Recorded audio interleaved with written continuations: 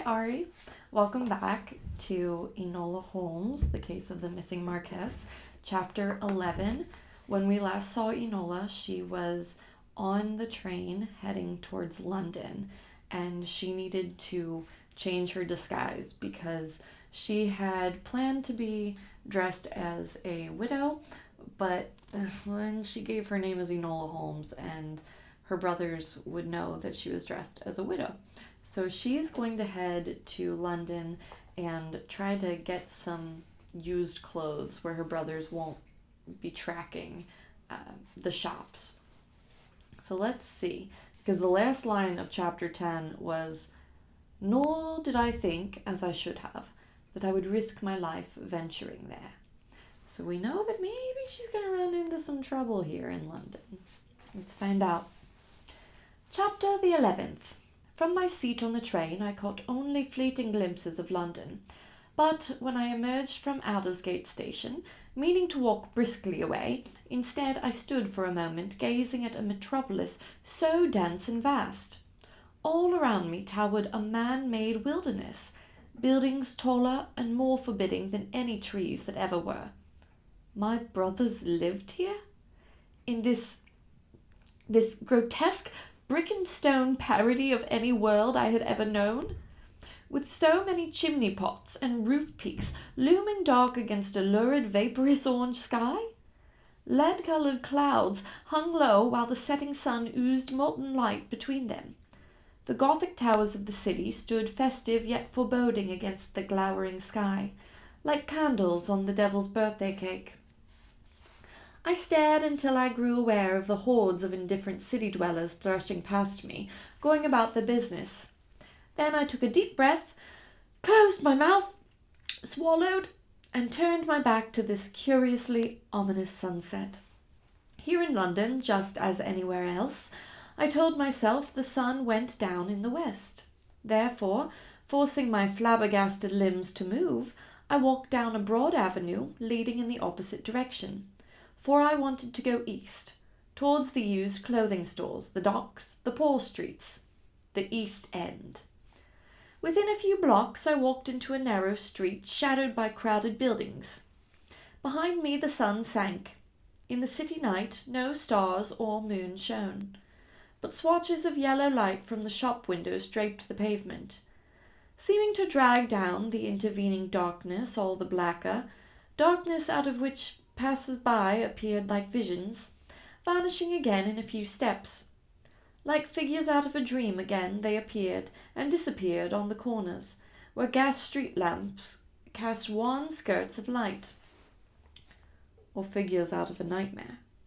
Rats darted in and out of the shadows, bold city rats that did not run away as I walked by. I tried not to look at them, tried to pretend they were not there.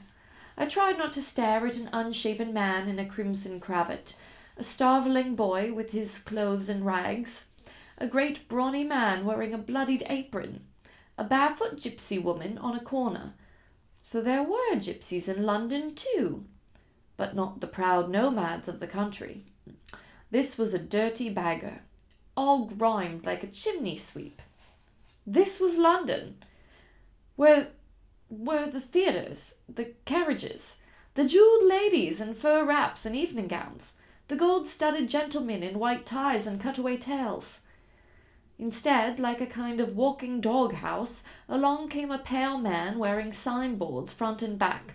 "For irreproachable hair gloss, use Van Kemp's oil of Macassar." Dirty children swirled around him, taunting, knocking his dented derby off his head. A capering girl shrieked at him, "Where do you keep the mustard?" Evidently a great joke, for her mates laughed like little banshees. The dark streets rang with such noise, shopkeepers roaring at the street urchins, "Be off with you!" while wagons rattled past and a fishmonger cried, "Fresh haddock for your supper!" and sailors shouted greetings to one another. From an unswept doorway a stout woman shrieked, "Sarah! Willie!" I wondered if her children were tormenting the bored man. Meanwhile, folk brushed past me, chattering in vulgarly loud voices, and I walked faster, as if I could somehow escape. What with so many strange sights and so much commotion, small wonder I didn't hear the footsteps following me. I did not notice until the night deepened and darkened, or so it seemed at first, but then I realized it was the streets themselves that had grown grimmer. No more shops gave light, only glaring public houses on the corners, their drunken noise spilling into the darkness. I saw a woman standing in a doorway with her face painted, red lips, white skin, black brows, and guessed I was witnessing a lady of the night. In her tawdry low-cut gown she reeked so badly of gin that I could smell it even above the stench of her seldom-washed body. But she was not the only source of odour. The whole East End of London stank of boiled cabbage, coal smoke, dead fish along the nearby Thames, sewage in the gutters. And people in the gutters. I saw a man lying drunk or sick. I saw children huddled together like puppies to sleep, and I realized they had no homes. My heart ached. I wanted to awaken those children and give them money to buy bread and meat pies. But I made myself walk on, lengthening my stride, uneasy, some sense of danger. A dark form crawled along the pavement in front of me. Crawled, on her hands and knees, her bare feet dragging. I faltered to a halt, staring, struck motionless and witless by the sight of an old woman reduced to such wretchedness, with only a single torn and threadbare dress inadequately covering her, no underpinnings beneath it, nothing on her head, either, not even so much as a rag of cloth, and no hair, only a mass of sores covered her scalp. I choked back a cry at the sight, and Dolly, creeping at a snail's pace on her knuckles and her knees, she lifted her head a few inches to glance at me. I saw her eyes, pallid like gooseberries. But I had stood still a moment too long. Heavy footsteps sounded behind me. I leapt forward to flee, but it was too late. The footfalls rushed upon me. An iron grip grasped my arm. I started to scream, but a steely hand clamped over my mouth. Very close to my ear, a deep voice growled, "If you move or cry out, I will kill you." Terror froze me. Wide-eyed, staring into the darkness, I couldn't move. I could barely breathe. As I stood, gasping, his grip left my arm and snaked around me, clasping both arms forcibly to my sides, pressing my back against a surface that might as well have been a stone wall had I not known it to be his chest. His hand left my mouth, but within an instant, before my trembling lips could shape a sound, in the dim night I saw the glint of steel. Long, tapering, to a point, like a shard of ice. A knife blade. Dimly also, I saw the hand that held the knife. A large hand in a kid-skin glove of some tawny colour. "Where is he?" the man demanded, his tone menacing. "What? Where was who?" I could not speak. "Where is Lord Tewkesbury?" It made no sense. Why would a man in London be accosting me about the noble runaway? Who could know I had been in Belvedere? Then I remembered the face I had seen pressed against the glass, peering into the train compartment. "I will ask you once more, and only once," he hissed. "Where is Viscount Tewkesbury, Marquis of Basilweather?" It must by then have been past midnight. Shouts blurred by ale still rang from the public houses, along with bawdy off-key singing, but the cobblestones and pavements stood empty. What I could see of them. Anything could have lurked in the shadows, and this was not the sort of place where one could hope for help. I managed to stammer. "I have no idea." The knife blade flashed under my chin, where, through my high collar, I could feel its pressure against my throat. Gulping, I closed my eyes. "No games," my captor warned. "You are on your way to him. Where is he?" "You are mistaken." I tried to speak coolly, but my voice shook. "You are labouring under some absurd delusion I know nothing of." "Liar!" I felt murder in his arm muscles. The knife jumped, jerked in his hand, slashing at my throat, finding instead the whalebone of my collar. With what could have been my last breath, I screamed, twisting in the cutthroat's grip, flailing. I lashed upwards and backwards, with my carpet-bag, feeling it hit his face before it flew out of my grasp. He cursed fearsomely, but although his hold on me loosened, he did not let go. Shrieking, I felt his long blade stab at my side, strike my corset, then stab again, seeking a passageway to my flesh.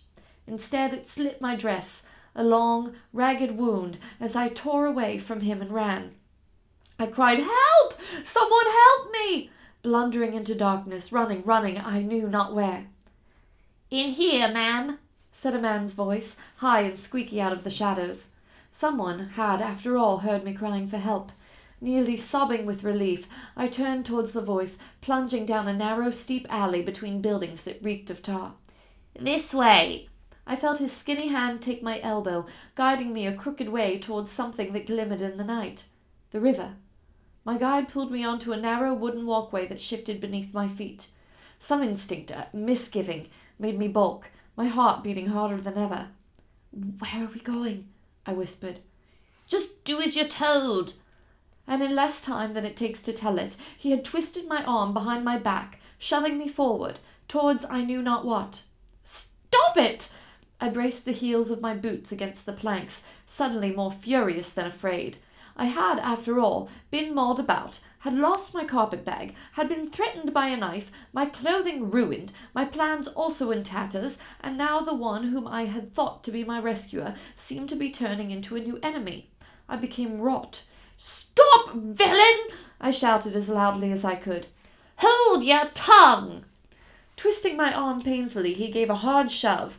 I could not help stumbling forward, but I continued to call out, "Curses! Let go of me!" Something heavy clouted me over my right ear. I fell sideward into darkness. It is not fair to say that I fainted. I have never fainted, and I hope I never do. Say rather that for some time I was knocked out of my senses. When I blinked and opened my eyes, I found myself awkwardly half sitting, half lying on an odd sort of curved plank floor, my hands bound behind my back and my ankles similarly tied, with rough hemp cord in front of me. Swinging from a crude plank ceiling close overhead, an oil lamp gave off a hot, choking odor as it leaked a dim light. I saw big stones grouped around in turpentine-colored water near my feet, as if in awful travesty of my favorite dell at home. The floor seemed to move beneath me. I felt lightheaded. Closing my eyes, I waited for my sickness to pass. But it did not pass. My sense of movement, I mean. And I realized I was lightheaded only because my captor, whoever he was, had taken my hat away, probably for fear of its pins. My head, clad only in its snaggled hair, felt exposed, and my world seemed to jolt and rock. But I was not ill. I was, rather, lying in the cellar of a boat. The hold, I mean. I remembered what that was called. Well, I had no experience of barges and ships and such. I had ridden in a rowboat a time or two, and I recognized the floating, bumping motion of a small craft in its stall, so to speak. In the water, but with its head tied to a post. The ceiling where the lamp swung was the underside of a deck. The filthy puddle at my feet was called bilge, and the stones, I believe, were ballast. Opening my eyes, peering into the gloom, I scanned my shadowy prison and realized that I was not alone. From the opposite side of the hall, with his hands behind his back, and his bound ankles just across the bilge from mine, a boy faced me, studied me. Scowling dark eyes, hard jaw, cheap, ill-fitting clothing, bare feet that looked soft, sore, and pale, an uneven stubble of fair hair, and a face I had seen before, although only upon the front page of a newspaper. Viscount Tewkesbury, Marquis of Basilweather.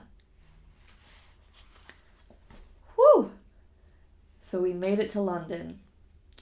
We did not get new clothes. We did find Viscount Tewkesbury. So when we pick up, we'll be going on to chapter 12. And I believe we only have 5 or so chapters left of the book. So you can see how close we are to being done. All right. I love you. I'll see you next time.